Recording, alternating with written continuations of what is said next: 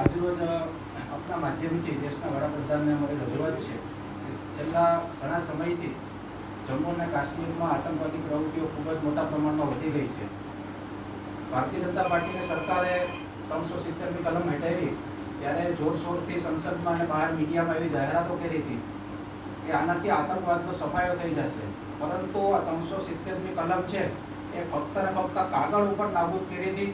હિન્દુ મતો મેળવવા માટે થઈ, વોટ બેંક માટે થઈને આ જે કલમ છે દૂર કરવામાં આવી હતી. બાકી સ્થાનિક જમ્મુ કાશ્મીરમાં ત્યાંની પરિસ્થિતિમાં કોઈ પણ જાતનો ફેરફાર નથી થયો. ઉલટાનું છેલ્લા થોડાક સમયથી આપણે મીડિયામાં અને બધામાં જોઈએ જ છીએ કે હવે પછી આતંકવાદીઓ કોઈને મોટો સોપરેન્ડી બદલી અને દેશના જવાનો, સ્થાનિક પોલીસ કર્મચારીઓ, કાશ્મીરી પંડિતો જમ્મુ અને કાશ્મીરમાં ધર્મસ્થાનોમાં દર્શનાર્થે જતા દેશના હિન્દુ શ્રદ્ધાળુઓ અને અન્ય રાજ્યોમાંથી મજૂરી અને વેપાર ઉદ્યોગ માટે પરપ્રાંતીય જે લોકો જાય છે એમને ટાર્ગેટ કરીને એમની નિર્મમ હત્યા કરવામાં આવે છે.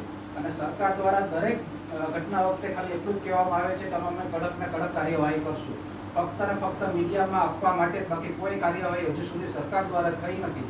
આપના માધ્યમથી અમારી વડાપ્રધાન શ્રી પાસે માંગણી છે કે જમ્મુ અને કાશ્મીરના જે ઉપરાજ્યપાલ છે કે જે ભારતીય જનતા પાર્ટીના ઉત્તર પ્રદેશના મોટા નેતા છે મનોજ સિન્હાજી, એને તાત્કાલિક એને બરતરફ કરવામાં આવે.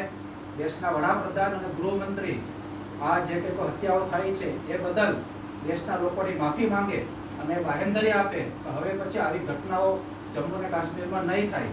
એવી આપના માધ્યમથી અમારી વડાપ્રધાન શ્રી પાસે માંગણી છે અને અમારી માંગણી છે આપ સત્વરે પહોંચાડશો એવી આપને નમ્ર વિનંતી.